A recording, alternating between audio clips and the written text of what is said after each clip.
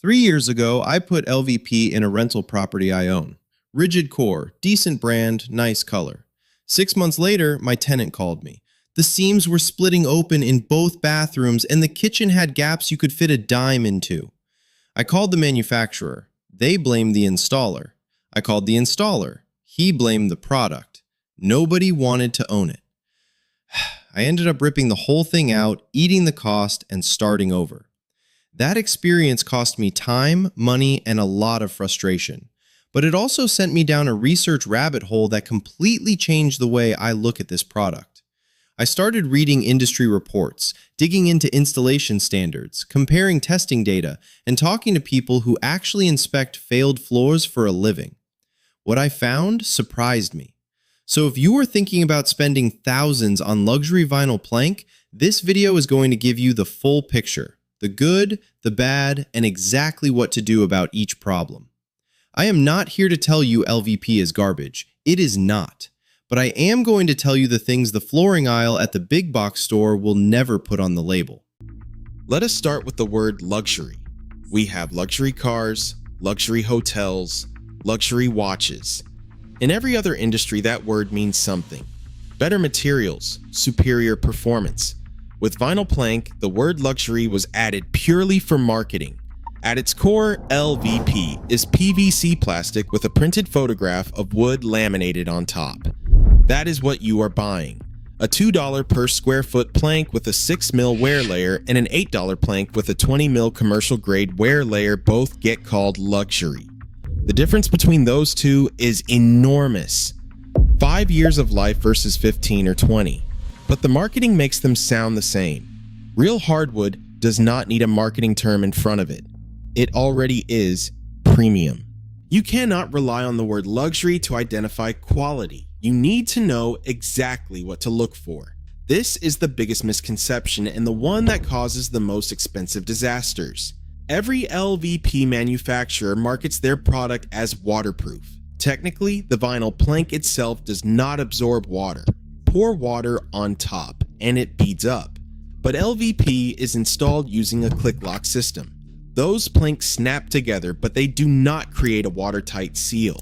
There are microscopic gaps at every joint. When liquid sits on that floor and is not cleaned up quickly, it seeps through those gaps and reaches the subfloor. Once moisture gets underneath, the floor looks fine from the top, but underneath, moisture is trapped with nowhere to go. The subfloor can develop mold. The underlayment deteriorates, and you will not see any of it until the damage is already done. Even the backing materials can be a weak point. Many LVP products use cork underlayment for comfort and sound absorption. But cork is tree bark. It absorbs moisture like any other organic material.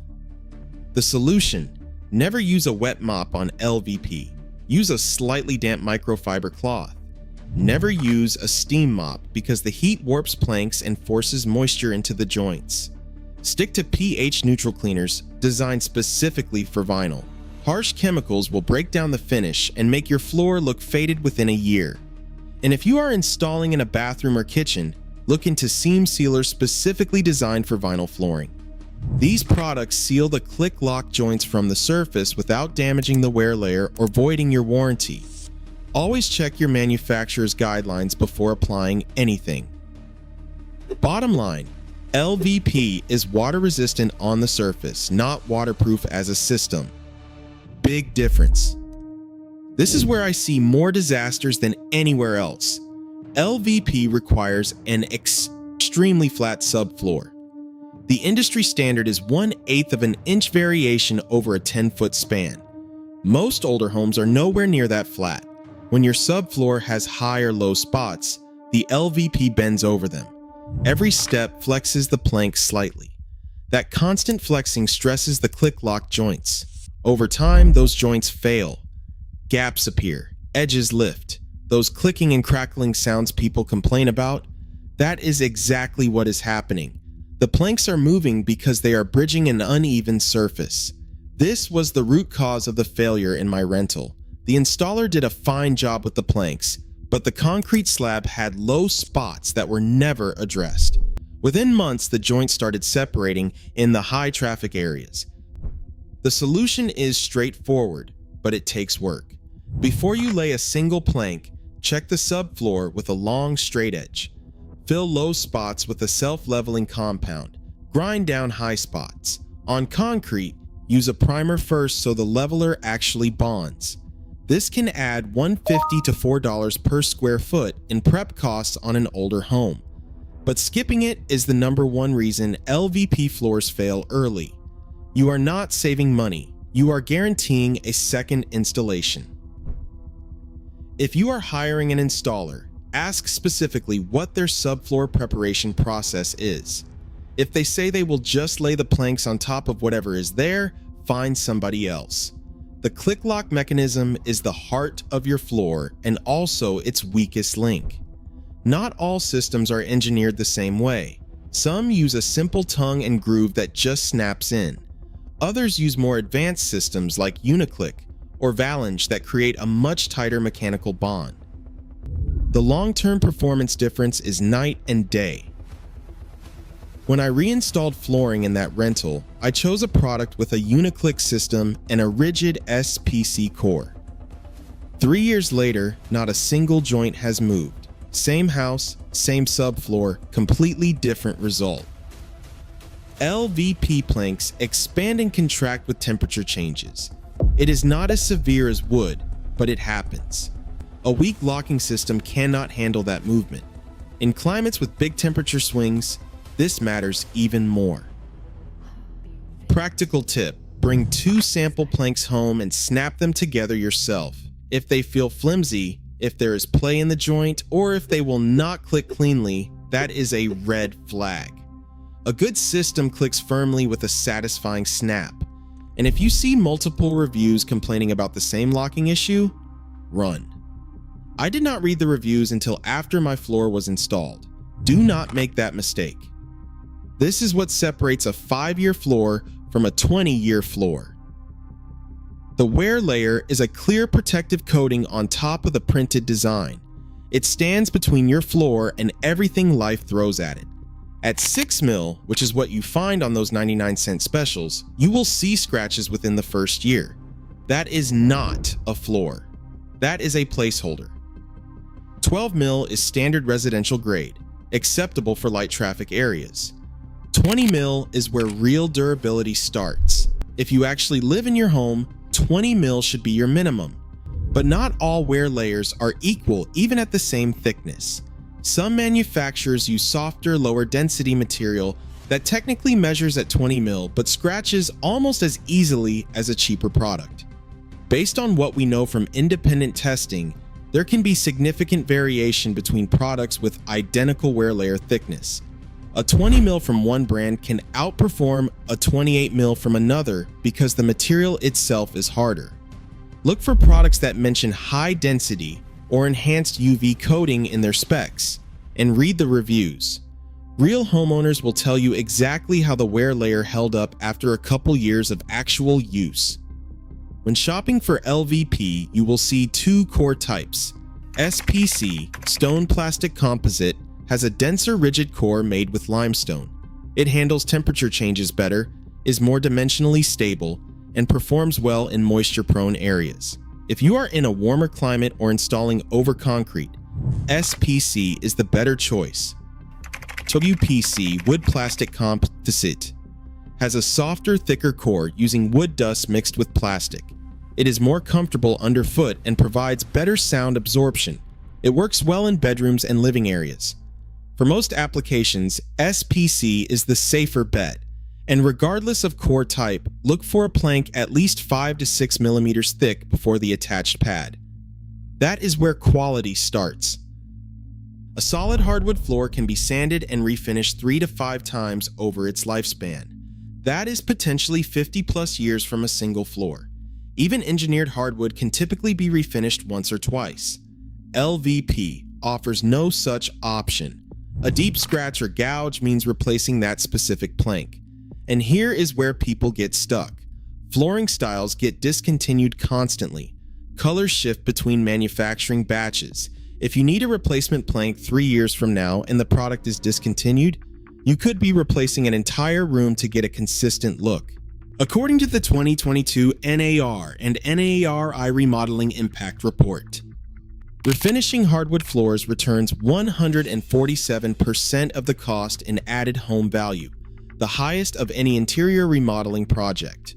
With LVP, when it is damaged, you are spending money just to get back to where you started. The solution: buy at least one extra box when you purchase your flooring. Label it, store it somewhere dry, and do not touch it. That is your insurance policy for future repairs. Cheapest insurance you will ever buy for your floor. Direct sunlight breaks down the printed design layer on LVP. UV rays cause colors to wash out over months and years. This matters especially in sunny states like Florida, Arizona, or Southern California. The damage shows most around area rugs and furniture. Covered areas keep their original color while exposed sections fade. When you move that rug, you will see a visible color line that no amount of cleaning fixes. The fix: curtains, blinds, or UV blocking window film in rooms with heavy sun exposure. Some higher-end products include enhanced UV protection in the wear layer. It costs more upfront, but prevents your floor from looking 10 years older than it actually is. Solid hardwood is the gold standard, and for good reason. It lasts decades. It can be refinished multiple times, and it consistently adds real resale value. Buyers notice it. Realtors highlight it in listings. You never see a listing that says features luxury vinyl plank the way they feature hardwood. The downside is cost: $8 to $20 per square foot installed, and it requires a wood subfloor. On a concrete slab, the workaround involves vapor barriers and specialty adhesives that add up fast. Engineered hardwood gives you a real wood surface on a plywood base. More stable than solid hardwood, works over concrete, and better products can be refinished once or twice, typically $6 to $12 per square foot. For most homes, this is where the best value sits. Modern laminate with a waterproof core has come a long way. It is lighter, often cheaper than LVP, and some products look excellent. Independent testing suggests it tends to show surface damage from impact faster than LVP, but for bedrooms and living rooms without heavy abuse, it is a solid option at $2 to $4 per square foot. Sheet vinyl is the alternative nobody talks about. No seams every few inches means no place for moisture to seep through. It is genuinely waterproof as a system, affordable and easy to maintain. The trade-off is it does not look as realistic and is harder to install yourself. But if true waterproof performance is your priority, it deserves a serious look. Porcelain tile is the ultimate durability play. Waterproof, heat-resistant, can last 50 years, and it comes in wood look patterns that have gotten surprisingly realistic in recent years.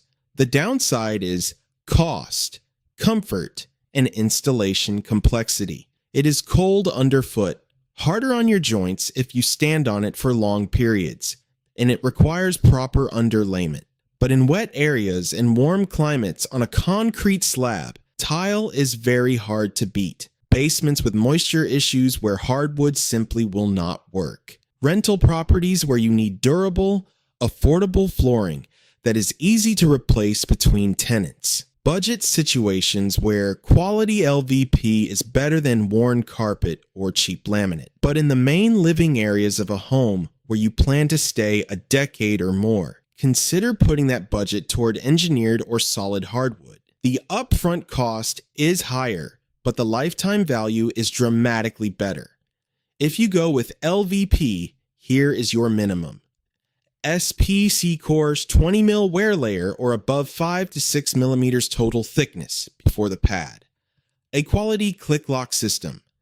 Green Guard Gold or California section. 01350 certification for air quality. Textured finish for traction. 1 extra box for repairs. Do not buy based on how it looks in the store. Read the reviews. Talk to someone who has lived on the product for at least a year. And do not skip the subfloor prep. That is non-negotiable. The flooring you walk on every day matters more than most people think. It affects the feel of your home, the air quality, your maintenance costs, and what that house is worth when you eventually sell it. LVP has its place, but that place is not every room of every home. Know what you are buying, prep your subfloor right, choose the right product for the right situation, and you will actually be happy with your floor 5 years from now. If this helped you, let me know in the comments. And if you want to avoid the biggest flooring mistakes homeowners are making right now, the next video covers exactly that.